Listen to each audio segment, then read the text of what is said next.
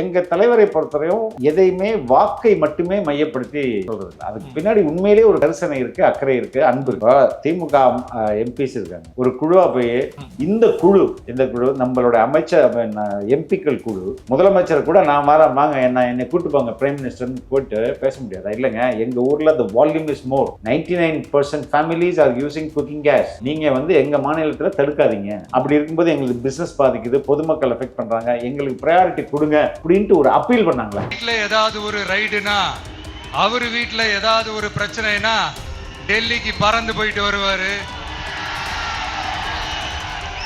இந்த gas cylinder பிரச்சனைக்கு கொஞ்சம் டெல்லிக்கு பறந்து போயிட்டு வரலாம்ல. கரூர் ஒரு சூழ்ச்சின்னு சொல்றாரு. ஜனநாயகன் படம் ஒரு அதேவும் சூழ்ச்சி, கூட்டு சூழ்ச்சின்னு சொல்றாரு. திமுகவையும் நம்பாதீங்க, பாஜகவையும் நம்பாதீங்கன்னு சொல்றாரு. ஜனநாயகன் படம் குறித்து இது கொஞ்சம் டீட்டெயில்டா பேசியிருந்தாரு. இது எப்படி தொடர்? ஜனநாயகன் எனக்கு தெரிஞ்சு ஒரு 10 மாநாடுக்கு சமம். அதையும் சொல்லியிருப்பாரு, உங்களுக்கும் எனக்கும் உள்ள அந்த பந்தத்தை இந்த படம் இன்னும் அதிகரிக்கும் அப்படின்னு நினைச்சுதான் உள்ளன்ற. உண்மையிலே அது 10 மாநாடுகளுக்கு சமம் அந்த படம். ஆனா அதை முடக்கி வச்சிருக்கேன். ஏன்னா அது பெரிய இம்பாக்டை கிரியேட் பண்ணும் அப்படின்னு. இந்த கரூர் நிகழ்ச்சி சூழ்ச்சின்னு பலர் சொல்றது மாதிரி நம்ம கடைசி படமான ஜனநாயகன் நம்ம மனசுக்கு நெருக்கமான உங்க எல்லாரோடும் நமக்கு இருக்கிற பூர்வ ஜென்ம பந்தத்தை இன்னமும் எங்க இறுக்கமா மாத்திடுவோம்னு ஒரு கூட்டு சூழ்ச்சி. இங்க எல்லா கட்சியுமே பயத்தின் உச்சத்துல இருக்கிறாங்க. பாஜக யாருக்கிட்ட இங்க சண்டை பண்ணணும்? காங்கிரஸ் எதிர்த்து அவங்க அரசியல். திமுக யாரை எதிர்த்து அரசியல் பண்ணணும்? அதிமுக எதிர்த்து அரசியல். கம்யூனிஸ்ட் கட்சிகள் யாரை எதிர்த்து அரசியல் பண்ணணும் உங்களுக்கே தெரியும். அதே போல நாம் தமிழர் கட்சி யாரை எதிர்த்து அரசியல் பண்ணணும்? திராவிட இயக்கங்கள். எல்லாருமே எல்லா கட்சியுமே ஒரு நபரை நோக்கி விரல் காட்டுறாங்க. இங்க உள்ள எல்லா கட்சிகளும் தாவேகா தலைவரை நோக்கி விரலை காட்டி தான் இங்க பேசுறதா அதனால தான் இருக்கு. அப்ப இங்க ஒருத்தர் தானே மையப்புள்ளி. இந்த ஒருத்தரை வச்சு எல்லாருமே பேசுறாங்கன்னா அதுல இருந்து என்ன தெரியுது?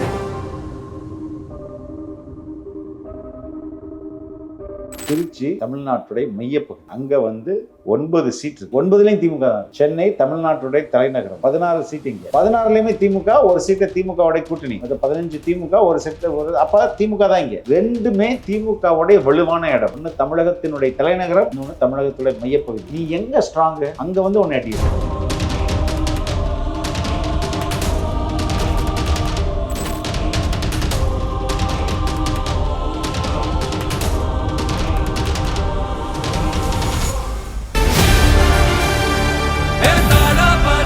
மக்களுக்கு நல்லது பண்றதுக்கு அரசியலுக்கு வாங்கடா, கொள்ளை அடிக்கிறது கொலை பண்றதுக்கு கூட அரசியலுக்கு.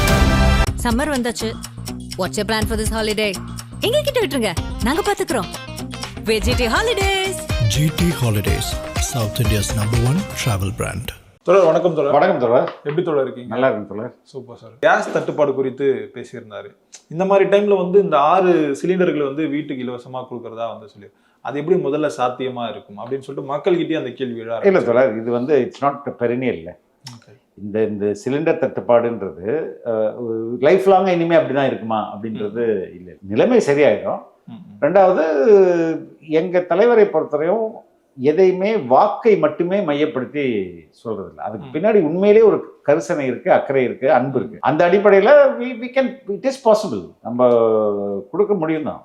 இப்போ அதுக்கும் முதல்வர் ஸ்டாலினுக்கும் என்ன சம்பந்தம்? அதுக்கும் ஸ்டாலின் அவர்களை தான் விஜய் அவர்கள் குற்றம் சாட்டுறாரு. வேற யாரை சொல்ல முடியும்? இப்போ திமுக எம்பிஸ் இருக்காங்க, ஒரு குழுவா போய் ஏங்க உண்மையிலேயே இந்தியாவில் மற்ற ஸ்டேட்ஸ் பத்தி நிச்சயமா தமிழ்நாடு அளவுக்கு இருக்காது. 99% நீங்க சிலிண்டர் யூஸ் பண்ற, எரிவாயு யூஸ் பண்ற குடும்பங்கள் தான் இருக்கு. 99%. மற்ற பீகார்ல எப்படி இருக்கு, குஜராத்ல எப்படி இருக்கு, மகாராஷ்டிரால இருக்குன்னு நமக்கு தெரியாது. இந்த குழு நம்மளோட அமைச்சர் எம்பிக்கள் குழு முதலமைச்சர் கூட நான் வாங்க என்னை கூட்டு போங்க பிரைம் மினிஸ்டர் போயிட்டு பேச முடியாது. இல்லைங்க, எங்க ஊர்ல the volume is more, 99% families are using cooking gas. நீங்க எங்க மாநிலத்துல தடுக்காதீங்க. ஆல்ரெடி இங்க பிசினஸ் போகுது. நிறைய கடைகள் மூடிடுறாங்க, ஹோட்டல்ஸ் மூடிடுறாங்க, ஹாஸ்டல்ஸ் மூடிட்டாங்க. அதுக்கப்புறம் டீ கடைகள் எல்லாம் மூடிடுறாங்க. பெரிய பெரிய ரெஸ்டாரண்ட்ஸ்லயே மெனுவெல்லாம் சேஞ்ச் பண்ணிட்டாங்க. அப்படி இருக்கும்போது எங்களுக்கு பிசினஸ் பாதிக்குது, பொதுமக்கள் எஃபெக்ட் பண்றாங்க, எங்களுக்கு ப்ரையாரிட்டி கொடுங்க அப்படின்ட்டு ஒரு அப்பீல் பண்ணாங்களா? பண்ணாங்களா இல்லையா? பண்ணவே இல்லை. அப்ப அதை பண்ணிருக்க முடியும் தானே? இப்போ நீங்க மத்திய அரசு நீங்களும் உங்க எம்பியும் அதுல பார்த்து தானே. அப்ப நீங்க போயிட்டு ஏன் ஒரு அப்பீல் கொடுக்கலாமே? பிரைம் மினிஸ்டர் பார்த்து கேட்கலாமே. அது மாதிரி ஏதாவது எடுத்தாங்களா? ரெண்டாவது இங்கே வந்து கேஸ் தட்டுப்பாடுன்றது இன்னைக்கு வந்து கமர்ஷியலாக இருக்குது ஒழிஞ்சு ஃபேமிலிஸ்க்கு இல்லை. நாங்கள் என்ன ஒரே நேரத்தில் 2 சிலிண்டராக கொடுக்க போகிறோம் சொன்னோம். 6 சிலிண்டர் மாதத்துக்கு 1 அப்படி தானே. ஒரு மாதத்துக்கு 2 மாதத்துக்கு ஒரு சிலிண்டரை யூஸ் பண்ணலாம். அப்போ 12 மாதத்துக்கு 6 சிலிண்டர் வந்துடும். அதை கொடுப்பது இந்த இதுவே கேஸ் தட்டுப்பாடு எல்லார் வீட்லேயும் கேஸ் ஓரளவுக்கு இருக்குது. எங்கள் வீட்டில் கூட though we are not using it, we have one நாங்கள் இப்போ இந்த கிரைசிஸ் டைமில் தான் புக் பண்ணோம். ஒன்று வந்தது, அந்த ஒன்று அப்படியே வச்சுருக்கோம். மோஸ்ட்லி இண்டக்ஷன் யூஸ் பண்ணிக்கிறோம். ரொம்ப எப்போயாவது தேவைப்படும் போது கொஞ்சம் நேரம் மட்டும் அந்த கேஸ் யூஸ் பண்ணிக்கிறோம். So it is possible. இப்போ கொடுக்குறதுல அது ஒன்று நம்மளுக்கு கள்ள சந்தையும் இருக்குதுல்ல. இந்திய அளவில் கள்ள சந்தையும் இருக்குது. அங்கெல்லாம் flooded with oil and gas தான். கரூர் வந்து ஒரு சூழ்ச்சின்னு வந்து சொல்றாரு. ஜனநாயகன் படம் வந்து ஒரு கூட்டு சூழ்ச்சின்னு வந்து சொல்றாரு. இந்த திமுகவையும் நம்பாதீங்க, பாஜகவையும் நம்பாதீங்கன்னு வந்து சொல்றாரு. முதல் தடவையா வந்து இந்த ஜனநாயகன் படம் குறித்து 2-3 முறை ஆல்ரெடி பேசிட்டாரு. இது கொஞ்சம் டீட்டெயில்டா பேசியிருந்தாரு இந்த விஷயத்த. இது எப்படி தொடர் பாக்குறீங்க? உண்மைதானே தொடர். ஜனநாயகன் எனக்கு தெரிஞ்சு ஒரு 10 மாநாடுக்கு சமம்னு சொன்னாங்க. ஓகே, அதையும் சொல்லியிருப்பாரு. உங்களுக்கும் எனக்கும் உள்ள அந்த பந்தத்தை இந்த படம் வந்து இன்னும் அதிகரிக்கும் அப்படின்னு நினைச்சுதான் உள்ளன்றாரு. உண்மையிலே அது 10 மாநாடுகளுக்கு சமம் அந்த படம். ஆனா அதை வந்து முடக்கி வச்சிருக்காங்க. ஏன்னா அது வந்து பெரிய இம்பாக்டை கிரியேட் பண்ணும் அப்படின்றதுனால. ஆக்சுவலா எலெக்ஷன் கேம்பெயினுக்கே இந்த பர்மிஷன் வந்து கொடுக்க மாட்டாங்க. அப்படி இருக்கும்போது ஜனநாயகன் படம் வந்து ஒரு 10 மாநாடுக்கு சமம் வந்து சொல்றீங்க. அப்படி இருக்கும்போது அதுக்கு வாய்ப்பே இல்லைன்னு தான் தோணுது. அது ஜனநாயகத்துக்கு புறம்பானது தான் சொல்ல. புரியுது. அப்படி படம் எதுவும் எடுக்கக்கூடாதுன்னு இருக்கா? இல்ல, நான் சொல்றேன் தொடர் கேட்கிறேன். சொல்றேன் அது எப்படி விடுவாங்கன்னு கேக்குறீங்க. அது தப்பு தானே. ஜனநாயகத்துக்கு புறம்பானது தானே அது. ஒரு படம் அதோடைய எல்லா ப்ரொசீஜரையும் நீங்க முடிச்சிட்டீங்க. நீங்க வந்து கட்லிஸ்ட் வரையும் சொல்லி யூஏ கொடுக்குறோன்னு சொல்லிட்டீங்க. அதுக்கப்புறம் ஒருத்தர் வந்து கம்ப்ளைண்ட் பண்ணுவாராம்.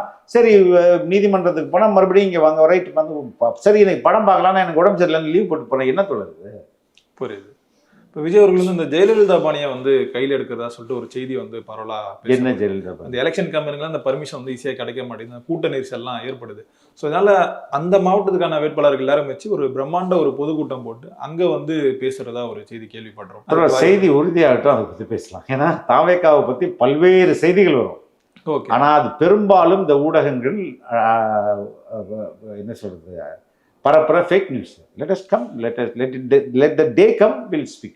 ஓகே, இப்போ இந்த தேர்தல் பரப்புரையெல்லாம் போகும்போது விஜய் அவர்கள் அந்த ஹோட்டலில் தான் தங்கி மக்களை வந்து சந்திச்சுட்டு இருக்கு. ஸோ இதெல்லாம் என்ன, இப்போ இந்த வாட்டி வந்து ஈரோடு கூட இல்லை, இப்போ கோபிச்செட்டிப்பாளையத்துக்கு வந்து இந்த பரப்புரைக்கு வந்து போகிறாரு.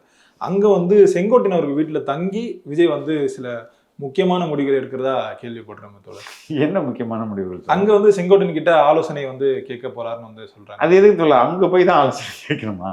இல்லை தலைவர், சரி அங்கே வந்து கேம்பெயின் பண்ணுறதுக்கு அவர்கிட்ட ஒரு பெரிய ஸ்பேஸ் இருக்குது, அதை பயன்படுத்திடுறாங்க, அவ்வளோதான். புரியுது. இல்லை, அவங்க வீட்டில் தங்க போறாரு. ஸோ இதனால அதான் அங்கே ஒரு நல்ல அவரோட வீடு நல்ல வீடாக இருக்குது. இதுல என்ன இருக்குது? ஆனால் இப்போ மற்ற கட்சியினர் வந்து கொஞ்சம் அந்த புகைச்சல் வந்து தெரிய ஆரம்பிச்சு. இதில் என்ன தொடர் புகைச்சல்? தமிழ்நாட்டில் அவர் இதுவரை ஓவர் நைட் ஸ்டே பண்ணதே இல்லை. எங்கேயுமே போறாரு, கேம்பெயின் முடிச்சுட்டு வந்துடுறாரு, அவ்வளோதானே. அப்படிதான் இருக்குது. புரியுது. இப்போ விஜயோட இந்த அரசியல் வருகை வந்து பல கட்சிகளுக்கு வந்து ஒரு பயத்தை வந்து கொடுத்துருக்குன்னே வந்து சொல்லணும். இப்போ வரைக்குமே வந்து காங்கிரஸ் வந்து இந்த வேட்பாளர் பட்டியல வந்து வரவே இல்லை. அதுவே ஒரு பெரிய பிரச்சனையா போயிட்டு இருக்கு. சரி, இதுதான் இப்படி இருக்குன்னு பார்த்தா பாஜகலையும் அதை விட பெருசா போயிட்டு இருக்கு. இன்னைக்கு வரும் நாளைக்கு வரும் வந்து சொல்லிட்டு இருக்காங்க. அந்த பயம் வந்து தெரியுதா தொடர் மற்ற கட்சிகள் கிட்ட?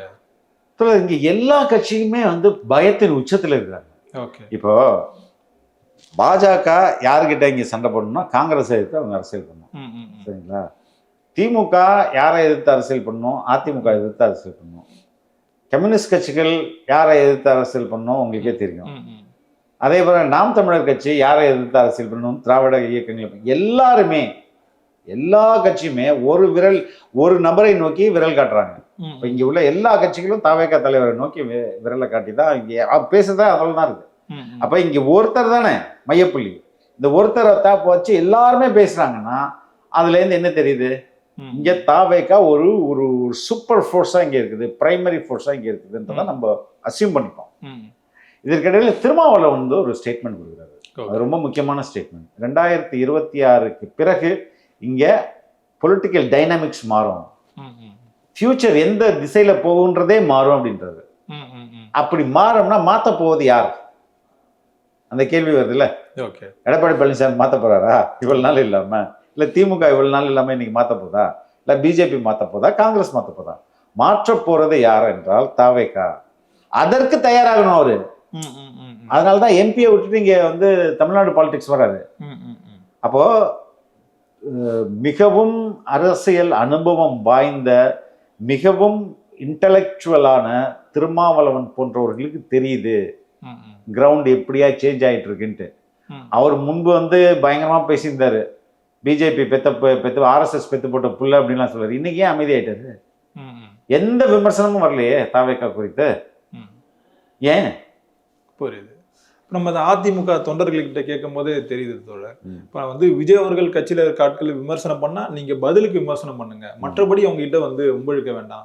இந்த எலெக்ஷன் ரிசல்ட்டுக்கு அப்புறம் நம்ம அவங்க கிட்ட அந்த கூட்டணி பேச்சுவார்த்தை நடத்தி இந்த தொங்கு சட்டமன்றம்லாம் வரதுக்கு வாய்ப்பு இருக்குன்னு சொல்லியிருக்காங்க. ஆனா இப்படிலாம் இருக்கும்போது சீமானவர்கள் வந்து தொடர்ந்து விஜய் அவர்கள் குறித்து விமர்சனம் வந்து பண்ணிருப்பேன். இந்த 2 தொகுதியில் போட்டிடுறாரு விஜய் அவர்கள் வந்து. தாமலையும் நம்பிக்கை இல்லை, மக்கள் மேலேயும் வந்து நம்பிக்கை இல்லை. அது வந்து இல்லை, அப்படி இல்லை. எதற்காக 2 தொகுதி நீங்களே சொல்லுங்க. தொடர் திருச்சி தமிழ்நாட்டுடைய மையப்பகுதி, அங்க வந்து 9 சீட் இருக்கு. 9லையும் திமுக தான் இருக்கு. சென்னை தமிழ்நாட்டுடைய தலைநகரம், 16 சீட் இங்க. 16லையுமே திமுக, ஒரு சீட்டை திமுகவுடைய கூட்டணி, மற்ற 15 திமுக, ஒரு சீட்டை ஒரு. அப்ப திமுக தான் இங்க.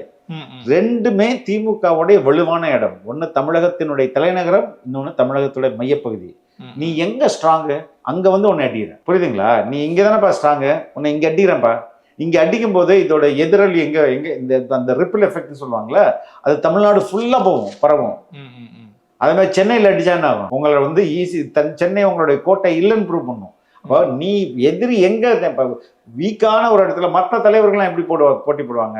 நரேந்திர மோடியிலேருந்து ஜெயலலிதா வரை எங்க போடுவாங்க? தங்களுக்கு எங்க செல்வாக்கு அதிகமா இருக்கோ அப்படி 2 தொகுதியை சூஸ் பண்ணுவாங்க. ஆனா இங்க லாஜிக் என்னன்னா, நீ எங்க strong, where is your strength, அந்த ஸ்ட்ரென்த்ல ஒண்ணு வந்து அடிக்கிறேன். அதுதான் இங்க வந்து லாஜிக். இப்போ இந்த பெரம்பூரா இருக்கட்டும், திருச்சி கிழக்கா இருக்கட்டும், அங்க வந்து இந்த சிறுபான்மையர்களோட பெரம்பூர்ல எங்க தொடர் சிறுபான்மையினர் இருக்காங்க? ஓகே, ஒரு காலத்துல ஆங்கிலோ அவங்க எங்கேயோ ஃபாரின் போயிட்டாங்க. சென்னை முழுக்கவே சிறுபான்மையினர் அதிகம். புரியுது. இஸ்லாமியர்களும் அதிகம், கிறிஸ்துவர்களும் அதிகம். திருச்சியில் என்ன, திருச்சியில் அந்த தொகுதியில் மட்டும்தான் கிறிஸ்டின்ஸ் இருப்பாங்களா? நான் பக்கத்து தொகுதியிலாம் இருக்க மாட்டாங்க. திருச்சி முழுக்கவே அதிக அளவில் இஸ்லாமியர்களும் கிறிஸ்தவர்களும் அதிகம். நம்ம ஜமால் மொய்தீன் காலேஜ் அங்கே தானே இருக்கு, சென்ட் ஜோசப்ஸ் காலேஜ் அங்கே தானே இருக்குது. அப்போ இஸ்லாமியர்களும் அடர்த்தியாக இருக்காங்கன்னு தானே அர்த்தம்.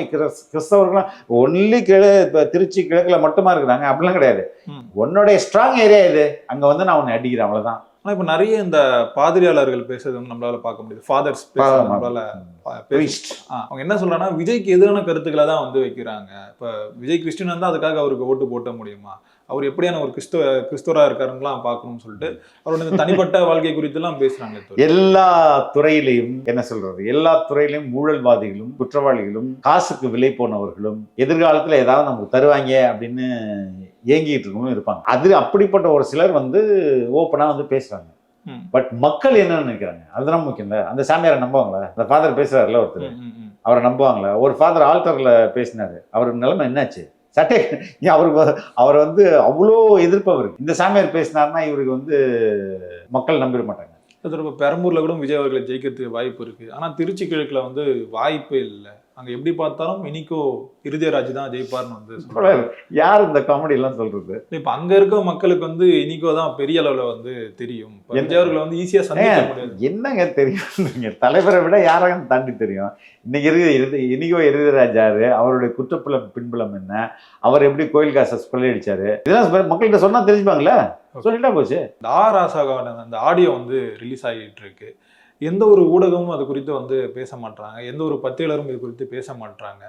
இதே சின்னதா விஜய் இது ஏதாவது ஒரு வேட்பாளருக்கு எங்காவது ஒரு தவறு பண்ணியிருந்தா அதை வந்து பெரிய அளவில் வந்து ஒரு தலைப்பு செய்திகளா வந்து மாற்றுறாங்களே தோழர். ஆமா தோழர், இதுதான் இங்கே டிஎம்கேயோட ஈகோ சிஸ்டம். ஆராசா எப்போ பேசினாரு தெரியல அது, ஆனால் இப்போ வந்து வைரல் பண்ணுறாங்க. But what he spoke was right. அவர் எனக்கு தெரிஞ்சு சரியான விஷயத்தை தான் பேசியிருக்கிறாரு. நான் அவரை வந்து இந்த டைம்லாம் இந்த பீரியட் இருக்கும்போது நான் சத்யமில் இருந்தேன். அப்போ சத்யம் டிவி லான்ச்லாம் பண்ணலாம், லைசன்ஸ் வாங்கணும். லைசன்ஸ் வாங்குறதுக்காக நான் டெல்லி போயிருந்தேன். அப்போ போயிட்டு கூட சந்திச்சேன், பர்சனலாக கூட பேசியிருந்தோம். அப்போயே எனக்கு நிறைய விஷயங்கள் ஒரு ஜேர்னலிஸ்டாக என்கிட்ட நிறைய பகிர்ந்துக்கிட்டாரு. அதில் ஒரு சிலதை தான் இப்போ வெளில வந்துருக்குது. இல்லை இப்போ கலைஞர்களை வந்து வீட்லேயே வந்து சிறை வச்சுட்டு இருந்தா சொல்லலாம், அதெல்லாம் அப்படி இல்லாமல் சொல்லியிருப்பாங்க. இது ஏஐ வீடியோஸ் வேற சொல்கிறாங்க. இதை எப்படி வேணாலும் சொல்லிக்கலாம் தோழர். அது பார்ப்போம் என்ன வருதுன்றது பார்ப்போம். ஏன்னா பட் எந்த மீடியாவும் அதை பற்றி பேச மாட்டாங்க. அது என்ன காரணம் தெரிஞ்சுக்கலாம். ஆப்வியஸாக திமுக கோச்சிக்கும், திமுகவுடைய கோபத்துக்கு நம்ம ஆளாயிடுவோம், பிஸ்கெட் நின்று போயிடும், ஸ்வீட் பாக்ஸ் நின்று போயிடும், எதுக்கு அப்படின்றது தான். இப்போ இந்த எலெக்ஷனுக்கு இன்னும் 1 மாசம் தான் இருக்கு. இப்போவாது திமுக இப்பயும் நம்புறாங்களே தோல, நம்ம என்ன நம்ப, இப்பயும் திமுகவை அவங்க நம்ப மாட்டாங்க. பட் அதுக்கேற்ற மாதிரி காந்தி சிரித்த காந்தி போட்டோ போயிட்டு இருக்குல்ல, காந்தி சிரித்து கொண்டே போனால் என்ன ஆகும் பொறுத்திருந்து பார்ப்போம் தொடர் என்ன நடக்குதுன்னு. நேரம் கொடுத்ததுக்கு ரொம்ப நன்றி தொடர். நன்றி தொடர்.